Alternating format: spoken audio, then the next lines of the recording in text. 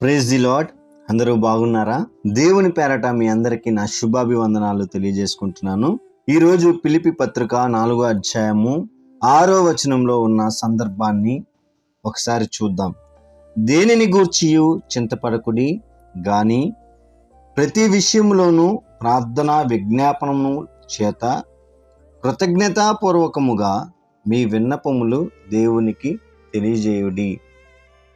ఇక్కడ వాక్యం మనతో ఏం మాట్లాడుతుందంటే, దేనిని గూర్చియు చింతపడకుడి, దేని గూర్చి కూడా చింతపడద్దు అంటుంది. మనకి ఉన్నదల్లా ఏంటంటే చింత మాత్రమే. ఎప్పుడు మనం చేసే పని ఏంటంటే చింతపడుతూ ఉంటాం. అన్ని విషయాల్లో, ఒక విషయంలోనే కాదు, అన్ని విషయాల్లో కూడా కంగారు పడిపోతూ ఉంటాం, చింతపడిపోతూ ఉంటాం. మన చేతిలో లేని విషయాల కోసం కూడా మనం చాలా చింతపడుతూ ఉంటాం. అందుకే బైబిల్ వాక్యం ఏం చెప్తుందంటే, దేనిని గూర్చియు చింతపడకుడి, దేని గూర్చి కూడా చింతపడద్దు అంటుంది. ఎందుకు చింతపడద్దు అంటుంది అంటే, చింతపడటం వల్ల వాక్యం ఏం చెప్తుందంటే, మూరడు ఎక్కువ కానీ మూరడు తక్కువ కానీ చేసుకోలేం. కనుక చింతపడద్దు అని బైబిల్ స్పష్టంగా చెప్తుంది. చింతపడకూడదు గాని అని ఒక మాట ఇక్కడ వాడాడు. చింతపడద్దు. మీ ప్రాబ్లమ్స్ ఏదైనా ఉన్నప్పుడు, సమస్యల గుండా నువ్వు ప్రయాణిస్తున్నప్పుడు చింత నీకు రావచ్చు. కొంతమందికి అప్పుల చింత కావచ్చు, కొంతమందికి ఉద్యోగం రాలేదని చింత కావచ్చు, కొంతమందికి వివాహాలు కాలేదని చింత కావచ్చు, మరి కొంతమందికి చుట్టూ ఉన్న స్నేహితులు కోల్పోయారని చింత కావచ్చు, ఏదైనా కావచ్చు. కొంతమందికి ఆత్మీయ జీవితంలో వెనకబడిపోయాను, దేవుని కోసం ఏమీ చేయలేకపోతున్నానని చింత కావచ్చు. కానీ చింతపడద్దు. మీకు ఏ సమస్య ఉన్నా చింతపడద్దు. కానీ మీ చింతలో మీకు చింత వస్తే మీరు చేయాల్సింది ఏంటంటే ఒకటి, మీరు ప్రార్థన చెయ్యండి. ప్రతి విషయంలో మీరు ఏ విషయంలో చింతపడుతున్నారో ఆయా విషయాల్లో ప్రార్థన విజ్ఞాపనముల చేత కృతజ్ఞతాపూర్వకంగా మీ విన్నపములు దేవునికి తెలియచేయండి అంటున్నాడు. ఎందుకంటే దేవుడు మాత్రమే మీ చింతని తొలగించగలడు. మన చింతని మనం తొలగించుకోలేం. చింతపడితే ఏమవుద్దంటే, చింతపడితే ఒక నష్టం జరుగుతుంది. ఏంటి ఆ నష్టం అంటే, మరి కాస్త చిక్కిపోతూ ఉంటాం. చింతపడటం వల్ల ఇంకా కాస్త నీరసం అయిపోతాం. మనం ఈ చింతపడడం వల్ల సమస్యల్ని తీర్చుకోలేం. మనం చింతపడితే సమస్యలు తీరిపోవు. ఆ సమస్య నుంచి రావడానికి పరిష్కారం ఎత్తుక్కోవాలి తప్ప, ముందుకు వెళ్ళే ఆలోచన వెతికి ముందుకు వెళ్ళాలి తప్ప, చింతపడుతూ కూర్చుంటే మనం ఏమి చేయలేం. ఎగ్జామ్ లో ఫెయిల్ అయ్యామనుకోండి, ఎగ్జామ్ లో ఫెయిల్ అయిపోయానని చింతపడుతూ కూర్చుంటే ఏమి చేయలేం. మరొకసారి రాసి పాస్ అవ్వటానికి నువ్వు ప్రయత్నించాలి. చింతపడితే ఏమీ జరగదు. చింతపడితే సమస్య మారదు. సమస్య మరికొంత తీవ్రం అయిపోద్ది. మరికొంత నువ్వు ఇంకా బాధ ఎక్కువైపోద్ది. చింతపడటం వల్ల ఏమవుద్దంటే ఇంకా బాధ, ఇంకా మనస్తాపానికి ఎక్కువ గురైపోతావు, ఇంకా బాధ ఎక్కువైపోతుంది. 2 సమూయేలు గ్రంథం 13వ అధ్యాయము 2వ వచనంలో, తామారు కన్య అయినందున ఆమెకు ఏమి చేయవలెనను దుర్లాభమని అమ్నోను గ్రహించి చింతాక్రాంతుడై తన చెల్లెలైన తామరును బట్టి చిక్కిపోయెను. అమ్నోను అనే ఒక వ్యక్తి చూడండి, తన చెల్లెల కోసం చింతపడ్డాడు.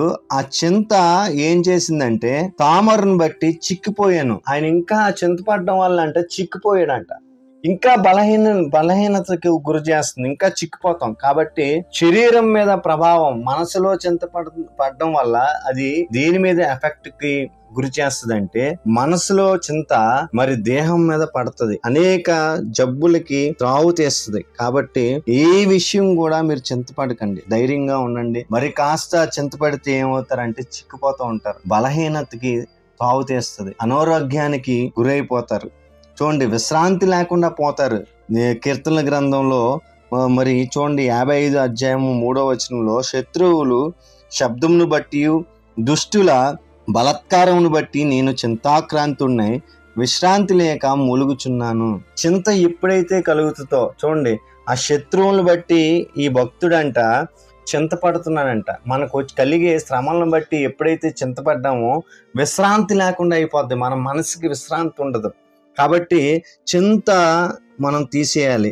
ఎందుకంటే ఈ చింత ఎందుకు కలుగుతుంది అసలు అంటే మనం భయపడడం వల్ల, పరిస్థితులు వచ్చినప్పుడు భయపడటం వల్ల. ఉదాహరణకి చిన్నప్పుడు బొద్దింక చూసాం అనుకోండి, చిన్నప్పుడు ఒక 10 ఏళ్ళ వయసులో మనం బొద్దింక చూసినప్పుడు భయపడుతూ ఉంటాం. అలా ఎదిగిన తర్వాత ఒక 6 ఏళ్ళు 7 ఏళ్ళ వయసులో ఉన్నప్పుడు ఆ బొద్దింకను చూసి భయపడుతూ ఉంటారు కానీ పిల్లలు. కానీ పెద్ద అయిన తర్వాత అదే పిల్లవాడు పెద్ద అయిన తర్వాత ఆ బొద్దింకను చూసి భయపడతాడా అంటే భయపడ్డా. ఆ బొద్దింకను ఇలా చేతి తీసి పడేస్తాడు. ఎందుకు అంటే మైండ్ సెట్ మార్చుకున్నాడు. బొద్దింక మారలేదు.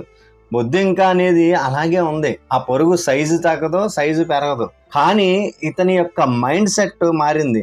మనకు శ్రమలు వస్తున్నప్పుడు మనం చింతపడకుండా ఆ యొక్క సమస్యల మీద ఒక అవగాహన కలిగినప్పుడు మనకి చింతలు మనల్ని ఏమి చేయలేవు. కాబట్టి మనం ఏం చేయాలంటే చింతపడుతూ కూర్చోకూడదు. విశ్రాంతి లేకుండా అయిపోతాం. చూడండి, ఈ చిన్న వయసులో భయపడతాడు, పెద్ద అయిన తర్వాత ఆ బొద్దింకని చూసి భయపడతాడంటే భయపడ్డు ఏం చేస్తాడంటే ఆ యొక్క బొద్దింకని తీసి విసిరిపడేసినట్టుగా మనం కూడా ఏం చేయాలంటే సమస్యలు వచ్చినప్పుడు చింతపడుతూ కూర్చోకుండా భయం అనే దాన్ని పక్కన పెట్టి భయాన్ని తీసివేసి అసలు ఇందులో నుంచి ఎలా దాటుకోవాలో ఆలోచన చేయాలి. ఆ ఆలోచన ఏం చేయమంటున్నాడంటే ఈ చింతపడకుడి, దేనిని గురించి చింతపడకుడి, మీకు చింత కలిగిందా మీరు వచ్చేసి మోకరించండి. దేవుని సన్నిధిలో మోకరిస్తే దేవుడు అన్ని విషయాలకు జవాబు ఇస్తాడు అంటున్నాడు. చూడండి, పేతురు రాసిన మొదటి పత్రిక 5వ అధ్యాయము 7వ వచనంలో ఆయన మమ్మును గూర్చి చింతించుచున్నాడు గనుక చింత యావత్తు ఆయన మీద వెయ్యుడి. మీ ప్రతి చింత ఆయన మీద వెయ్యాలి అంట. ఆయనే తీరుస్తాడు. మన చింత మన వల్ల కాదు. మన సమస్యలను మనం తీర్చుకోలేం కొన్నిసార్లు. కాబట్టి మనం ఏం చేయాలంటే మన దేవునికి మన చింతలు ఆయన సన్నిధిలో పెడదాం. ఆయన అడుగుదాం, ప్రభువా నా చింతలు ఇవి, నా చింత వల్ల నేను చిక్కుపోతున్నాను, నా చింతల వల్ల నేను విశ్రాంతి లేక ఉన్నాను కనుక ఇగో నీ సన్నిధిలో పెడుతున్నాను. వాక్యం అదే చెప్తుంది. చింతపడకుడి, కానీ ఆ చింతలో మీరేం చేయాలంటే ప్రార్థన చేయమంటుంది. కనుక మనం చింతలు కలిగి ఉన్నామా? ప్రార్థన చేద్దాం. కళ్ళు మూసుకుందాం. స్తోత్రం స్తోత్రం స్తోత్రం తండ్రి. నాయన ప్రభువా, ఎన్నో సమస్యలతో చిక్కులతో దేవా నాయన చింతిస్తున్నాం. దేవా నాయన మరి ఆ చింతలన్నీ మీ దగ్గర పెడుతున్నాం. దేవా, ఎవరెవరికి ఏ చింతలు ఉన్నాయో మాకైతే తెలియదు. నేను లేఖనం సెలవిస్తుంది, చింతపడుకుడి కానీ విజ్ఞాపనలు నీ సన్నిధికి తీసుకురమ్మంటున్నావు. దేవా నాయన ఆయా వారికి ఉన్న ఇబ్బందులన్నిటిని మీ యొక్క సన్నిధికి తీసుకొస్తున్నాం. సహాయం చేయండి, విడుదల దయచేయండి. అన్ని విషయాల్లో సకాలంలో దేవాన్ని కృపనిచ్చి నడిపించమని సహాయం చేయమని ఈ ప్రార్థన యేసయ్య అతి పరిశుద్ధ నామమున అడిగి వేడుకుంటున్నాం తండ్రి. ఆమేన్. Praise the Lord. అందరికీ వందనాలు.